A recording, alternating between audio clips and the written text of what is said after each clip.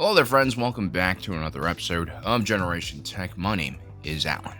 As a YouTuber who also generates money from views, I kind of understand all of these culture war, rage, baiting content creators. When you make content, when you write an episode and put all that effort into it, when a video with your ideas and stupid jokes go viral, it can be intoxicating.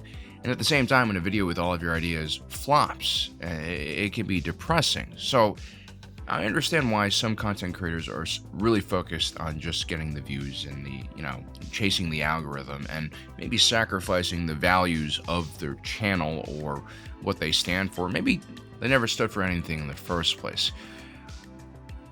My point is, should we really blame the content creators, or should we be blaming the algorithm, or should we be blaming us for pushing the algorithm in a certain direction by clicking on said videos? Either way, this is all really sad, especially with the Acolyte, because the ironic thing is, in the old days, Star Wars YouTube channels would have died for a show like this. This show is really built for lore discussions and speculation, and that's because of the genre and the structure of this show. In the old days, my videos would do well because all the other big YouTube channels that talk about Star Wars would also be pouring through all the details and looking at all the slightest clues to see what the directors were hiding in the content. In a lot of cases, especially with the sequels, there's actually nothing being hidden. Heck, they didn't even plan out the entire trilogy. They just kind of, made it up as they went along. The Acolyte, if my intuition here is correct by its nature as a crime thriller with these Rashomon-inspired narrative mechanics, is full of little details and hints that will probably be rewarded later on in the series. This is a goldmine for speculation. I really miss the old days when the community's biggest complaint were stupid theories from Star Wars channels rather than all of this hatred and culture war stuff. But anyway, one of the things that bothered me from the very beginning of The Acolyte was the depiction of May and Osha. The adult May and Osha is played by the talented Amanda Stenberg, or at least half talented. I like her portrayal of Osha so much more than May. But the child version of May and Osha, which we see in those flashbacks and Force Vision, is played by two different child actresses, who in all honesty both do a terrific job. And if you are so inclined to insult these actresses, please do remember that they're people and they're children. Keep it constructive at least. At first, I have to admit, I brushed this off as, okay, maybe it's too difficult for a child actress to portray two characters on screen. Also, the child versions of May and Osha are played by non-identical twins in real life, which might explain why they don't look alike, because that's what non-identical means. And in the flashback episode, there are many scenes in which Osha and May are interacting at very close ranges, which would be hard to do with just one actress. I mean, it's doable, but it requires a lot more planning and production costs. And if you look at the adult May and Osha, well, the way they film their scenes, they're basically never on screen together. They're not even in the same frame. The only time they see each other is when Osha misses May with that stun round.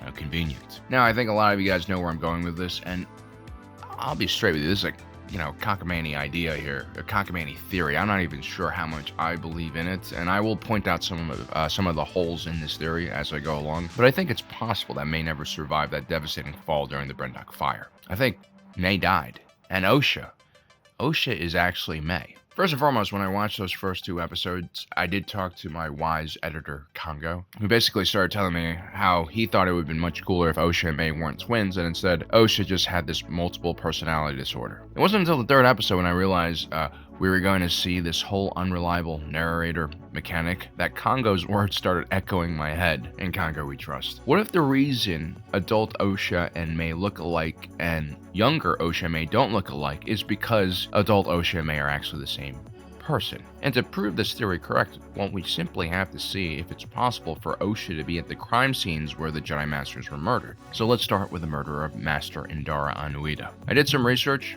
looked at the stars and stuff in the sky, just kidding, but I basically couldn't find any information on where this planet is located and how close it was to where Osha and her mechanic crew was. Apparently, Osha's crew was somewhere around Hut space. Why didn't you come out last night? You missed a wild trip to Nashadar with the piloting crew? Yep. What I do with my days off is none of your business, Philip. So first of all, Osha didn't go out with the rest of the crew, and they went to Narshada, which is the famous Hut homeworld, which actually is really far from Corpsec, which is where the Trade Federation ship is located. So it seems like these mechanics had some really fast ships that could take them anywhere in the galaxy. And so Osha not only doesn't have an alibi for the murder, because she wasn't with everyone else, she was by herself, she potentially could have left the ship and traveled very far to, I don't know, wherever Ueda is. Also, look at this weird transition when she wakes up. That's not your usual cheesy Star Wars, transition wipe. This is a well-planned shot. I've actually seen these shots done in real life. You have to build a rig for it, for your machine. This was done deliberately to show Osha transitioning from another consciousness. Whether that's her witnessing or feeling May commit these murders, or it's literally May taking control of Osha's mind and then letting go and allowing her to wake up.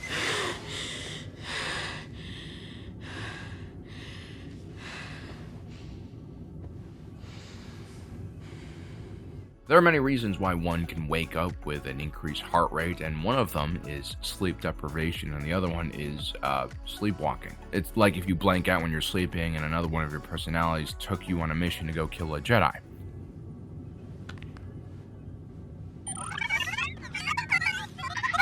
Whoa, inside voices, Pip.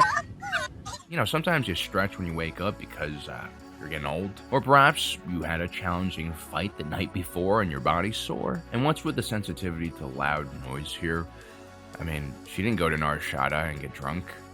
Maybe she had a concussion from when Master Indara threw her with the Force. Now keep in mind, in this theory, Osha does not know that she's going around murdering people. And so when she's getting interrogated by Yord, it's easy to believe her because she thinks she's telling the truth. But we have no idea why Osha left the Jedi Order, and I'm sure that will be revealed later, and it could have some major clues. There are some traits that stand out about Osha that makes her different from May. One is her sense of justice. This is why she loves the Jedi so much. It's almost kind of annoying, and she still holds on to this belief as an adult. So you'd rather leave your fate to the Jedi? Yes. I have faith in the Jedi. Enjoy prison. I mean, that line is so cringy that it actually gets laughs from the other prisoner. Kind of like how May gets laughs for that really cringy line she throws out before confronting Master Indara. Attack me with all your strength. A lot of people are laughing about that line of dialogue and pointing out that the show is terrible for having that dialogue, but the show is aware that this line is stupid. That's why the alien is laughing.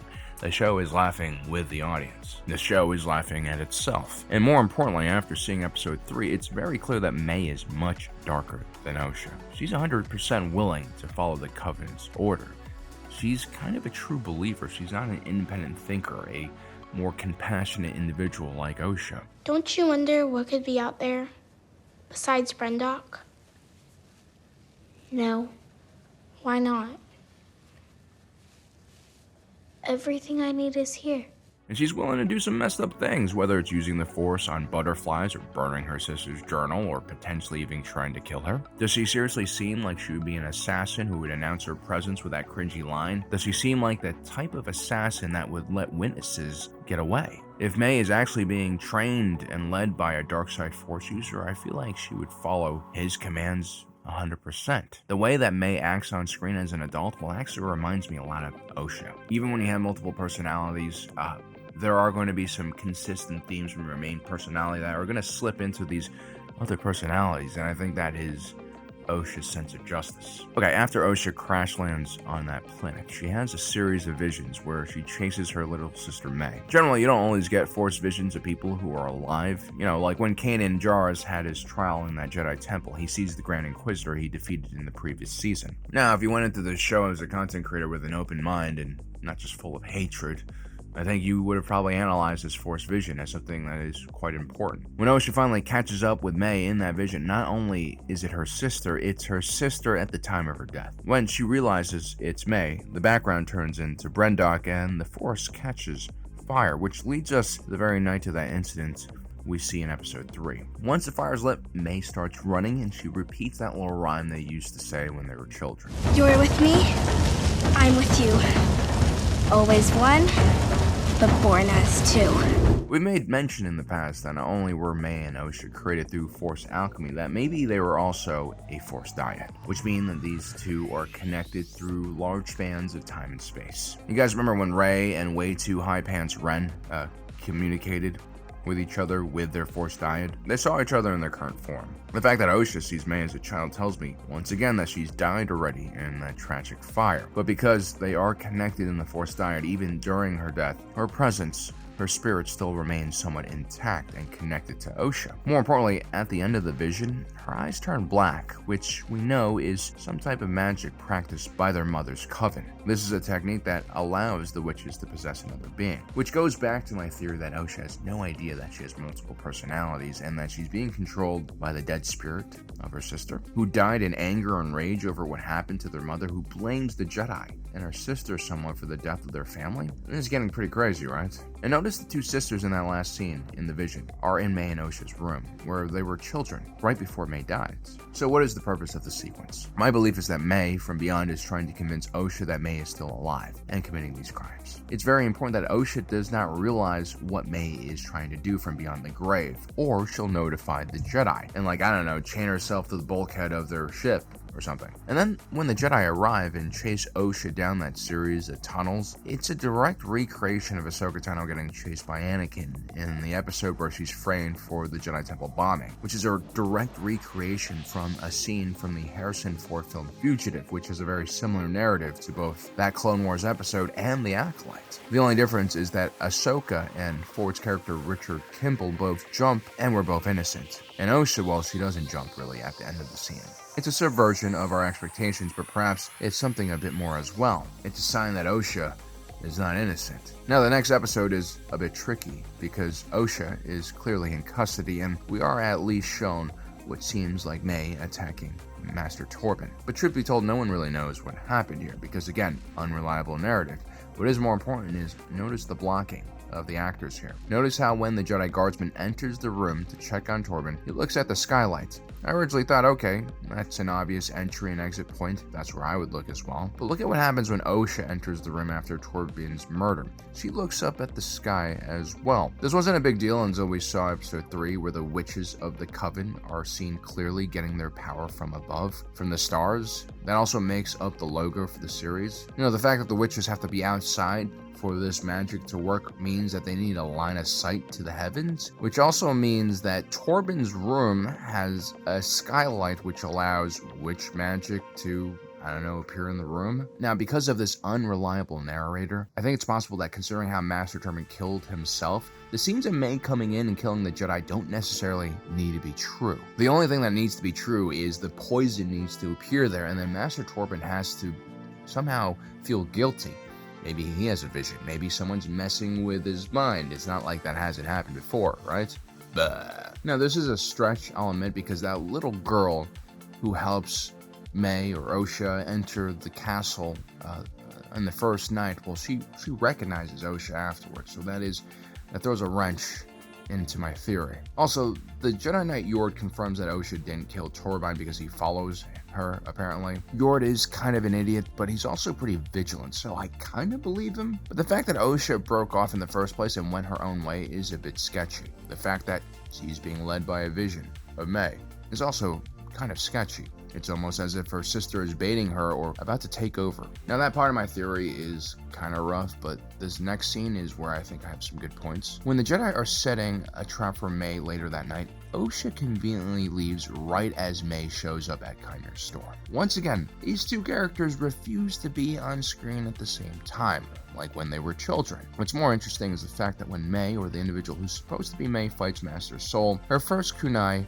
hits the ground deliberately. Yes, we can attribute this to May wanting to kill Master Soul without a weapon, or we could attribute this to the fact that Osha is May here, and that Osha loves Master Soul because he's like a father to her. And no matter how much May takes over Osha's mind, she's trying not to kill Soul. I mean, think about it. If this were actually May, she would really want to kill Soul more than anyone, because Soul is the main reason why Osha joins the Jedi Order in the first place. He's the one who unsafely puts that lightsaber in her sister's hand. Also, notice how Soul schools this assassin, almost as if he knows her every move, almost as if he's trained her because it's Osha. You have misunderstood the Jedi arts. Does this imply that the assassin has studied the Jedi arts? Now, which Osha definitely would have, but May most likely would not have. Now, Osha does listen in on this fight through her comms, which again puts a wrench in my theory unless we apply the unreliable narrative mechanic. I drink every time I say that. It's kind of annoying, right? And then, when May and Osha finally see each other, they only do so conveniently out of sight of everyone else, and Osha misses a stun round at point-blank ranges at May. I mean, she used to be a Jedi. It seems very unlikely that she would miss. Something fishy's going on here. What actually happened? Is it possible that Osha changed back to her normal outfit and just shot at a random speeder just in time for the Jedi to arrive? I mean, the Jedi never end up finding May in the city at all, despite the fact that she never leaves. Maybe the reason they didn't find May is because May turned back into Osha. This is a pretty strange theory, I have to admit. It's kind of a long shot as well, and you know, we'll probably find out in like the next few episodes if it's false. If we don't find out that this is not false in the next few episodes, then you know, maybe we're looking at something real here. Anyway, I really enjoyed making this video. I enjoyed kind of doing these speculation things. It reminds me of the good old days a little bit. I really like what the Acolyte is doing. I know a lot of people don't like it, but you know, I implore you guys, wait until the end. You know, you don't have to watch all the episodes, but wait until the end first, you know, before you give this show judgment, like we used to with content.